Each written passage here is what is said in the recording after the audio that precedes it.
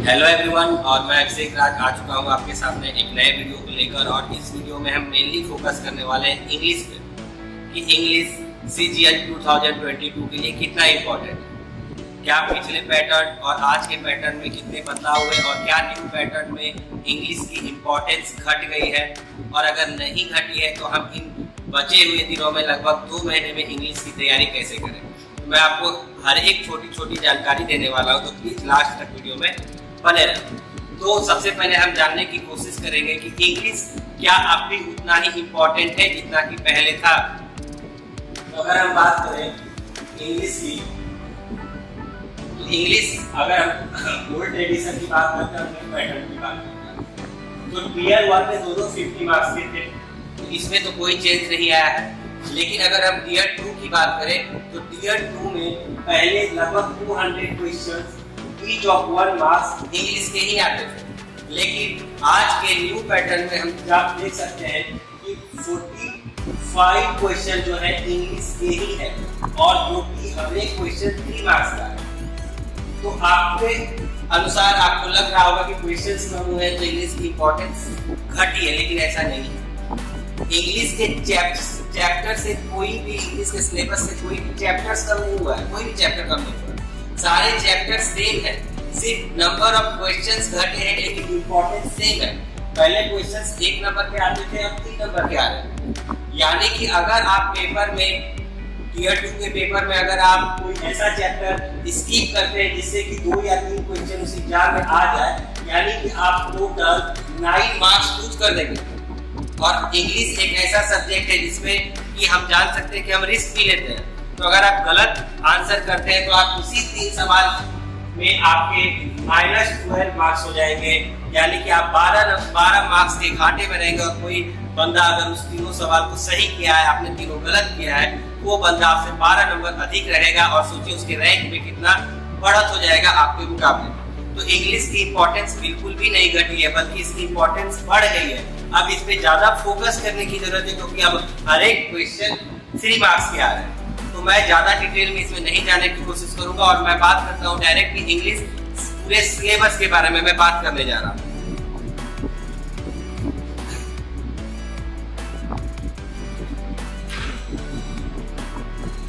हाँ, तो हम बात करते हैं इंग्लिश के पूरे सिलेबस के बारे में।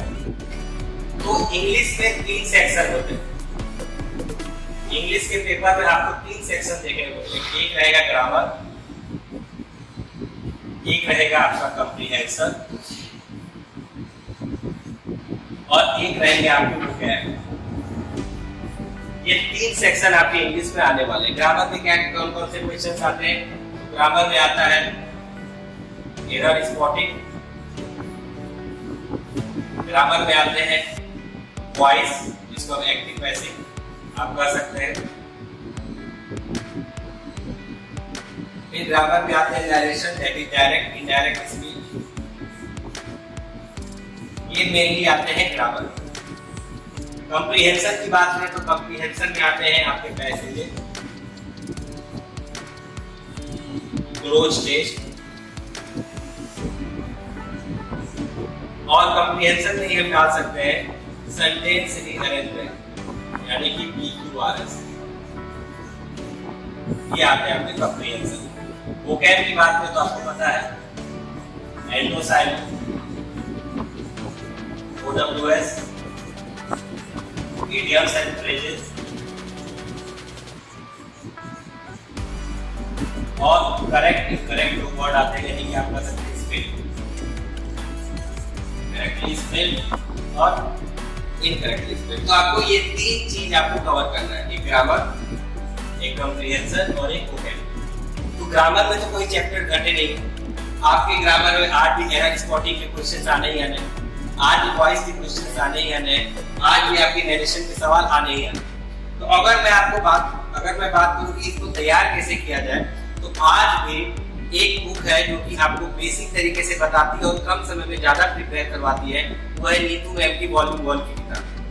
आप नीतू मैम के वॉल्यूम 1 की किताब उठाए, हर एक ग्रामर चैप्टर के को पढ़े, पहले उसके नोट्स को पढ़े कि हर एक चैप्टर्स में दिया क्या गया है, कैसे बनाना है, उसके बाद आप प्रैक्टिस करें। और लगभग नीतू मैम के बुक में लगभग उतने क्वेश्चंस हैं जिससे कि आप हर एक चैप्टर प्रैक्टिस कर सकते हैं, जितने भी चैप्टर्स दिए हुए हैं। कम समय में अगर आपको प्रिपेयर करना है तो आपके लिए नीतू मैम की वॉल्यूम 1 की किताब काफी ज्यादा अच्छी है, जिससे कि आप एरर स्पॉटिंग करना सीख सकते हैं, वॉइस सीख सकते हैं, नरेशन सीख सकते हैं। अगर इसके अलावा किसी किताब की अगर आपको जरूरत है तो आप मिरर ऑफ कॉमन एरर भी रेफर कर सकते हैं, या फिर प्रीवियस ईयर क्वेश्चंस जितने भी आते हैं वो भी आप कर सकते हैं। जैसे कि एक किरण की आती है लेकिन वो काफी मोटी होती है, तो लोगों को देखकर ही डर लगता है कितनी मोटी किताब है। तो किरण की एक नई किताब है जिसमें से टीसीएस के क्वेश्चन आते हैं। जब से टीसीएस एग्जाम रहे तब से क्वेश्चन आ रहे हैं, तो आप उस बुक से प्रिपेयर कर सकते हैं, उस बुक से प्रैक्टिस कर सकते हैं। बात करते हैं कम्प्रीहेंशन की। इस बार कम्प्रीहेंशन थोड़ा सा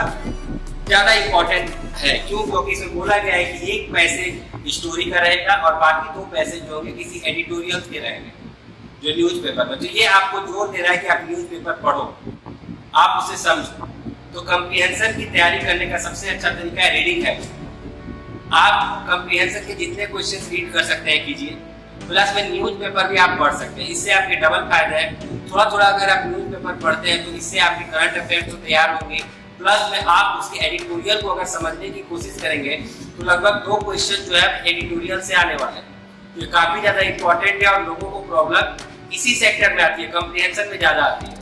और उसके बाद धीरे धीरे ग्रामर और कम्प्रीहेंशन की मदद से you will know how to form the sentences, because in this portion आपको कई ऑप्शन दिए रहते हैं PQRS, और आपको अरेंज करना होता है कि कौन सा सेंटेंस पहले होगा और कौन सा सेंटेंस बाद में होगा। तो ये रही कम्प्रीहेंशन की बात। इसमें भी आप टीसीएस की बुक प्रीवियस ईयर क्वेश्चंस कर सकते हैं, प्लस में आप न्यूज़पेपर भी पढ़ सकते हैं। थर्ड बात कर रहे हैं वो क्या है, ये तो जस्ट लाइक ओशन है, बड़ा समुद्र है।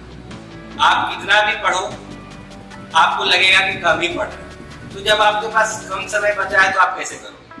तो आप इसके लिए क्या कर सकते हो, वही नीतू मैम की वॉल्यूम 1 की किताब में कुछ साइनो, कुछ एंटो, कुछ इडियम फ्रेज और कुछ OWS है। पहले आप उसको याद करने की कोशिश करो। डेली रूटीन बना लो कि हमको 20 वर्ड इसके याद करने हैं, 30 वर्ड इसके याद करने हैं, और उसको अचीव करने की कोशिश करो। रात तक उसको किसी भी तरह से अचीव करने की कोशिश करो। मान लो 20 एंटो याद कर रहे हो, 20 साइनो याद कर रहे हो, 20 OWS याद कर रहे हो, 20 इडियम फ्रेज याद कर रहे हो, तो एटलीस्ट उसको याद करो। और वीक में 1 या 2 दिन ऐसे रखो जिसमें तुम सारे रिवाइज कर सको। अपने फ्रेंड, अपने फैमिली मेंबर्स को दे सकते हो कि आप हमसे इसे पूछ सकते हैं।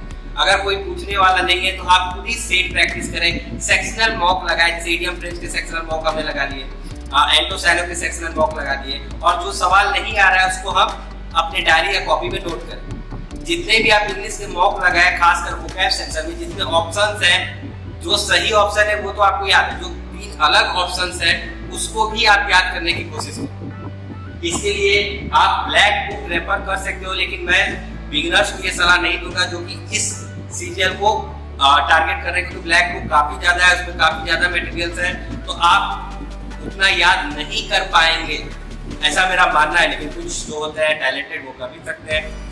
तो आप पहले स्टार्ट करें कुछ बेसिक किताबों से, आप सेट मार के उसमें जो क्वेश्चन आते हैं उसको आप ये करें, क्योंकि टीसीएस ज्यादा चेंजेस नहीं करता। उसी जैसे कि इसने क्वेश्चन दिया 4 ऑप्शन है, एक सही, तो बाकी 3 ऑप्शन से ही वो दूसरा क्वेश्चन तैयार करेगा। तो आपको क्या करना है, आपको बचे हुए ऑप्शंस को भी पढ़ना है। तो आप अभी से तैयार करें। आप डेली समय दे दें कि ग्रामर मैं डेली लगभग 30 मिनट दूंगा, कम्प्रीहेंशन 30 मिनट दूंगा और 30 मिनट वोकैब पे दूंगा। ये आपकी सुविधा पर है।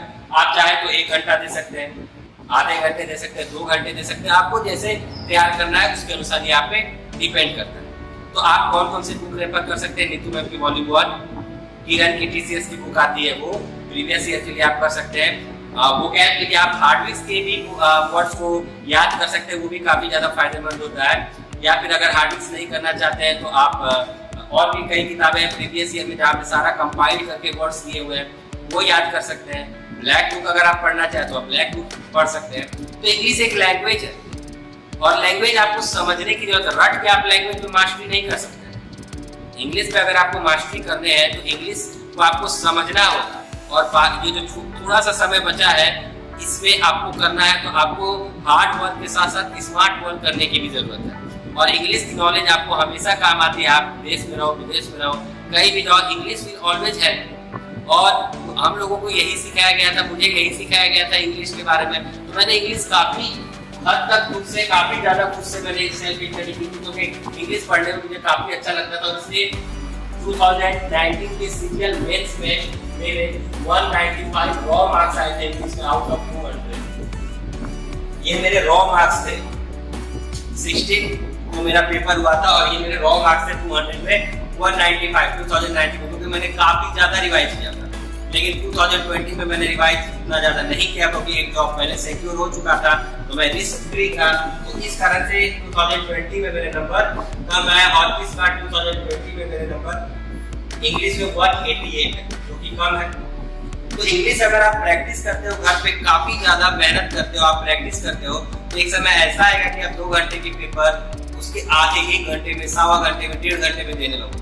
और इंग्लिश एक ऐसा सब्जेक्ट है जो केवल ना आपके नॉलेज बल्कि एक्यूरेसी पे भी डिपेंड करता है। कई बार आपको ऐसा लगता है कि ये हमने सही मारा है, लेकिन जब आप उसे रिवाइज करने की कोशिश करो तो आपको लगेगा कि कहीं ना कहीं गलती हुई है। सो एवरीवन, आई थिंक कि आपकी थोड़ी बहुत हेल्प हुई होगी। और मैं रेगुलरली वीडियो नहीं बना पा रहा हूँ because I have other work, some other work. तो उसके वो वर्क जैसे कंप्लीट होता है, I will try my best to be regular, और मैं वीडियोस डालता रहूंगा। तब तक के लिए प्लीज प्रैक्टिस करते रहो। आपको कोई भी क्वेरीज है तो आप कमेंट में पूछ सकते हो। और इस वीडियो के डिस्क्रिप्शन में मैं अपने इंस्टाग्राम और टेलीग्राम की लिंक भी डालूंगा। अगर आप मुझसे जुड़ना चाहते हो तो जुड़ सकते हो और वहाँ भी मुझसे क्वेश्चंस कर सकते हैं। अगर मैं किसी का रिप्लाई नहीं दे पा रहा हूँ तो सॉरी उसके लिए। थोड़ा बिजी चल रहा हूँ, टाइम कम है, इसलिए अभी रात में वीडियो बनाना पड़ रहा है, तो प्लीज उसके लिए सॉरी। एंड आप जुड़े रहिए। Thank you, bye bye, all the best.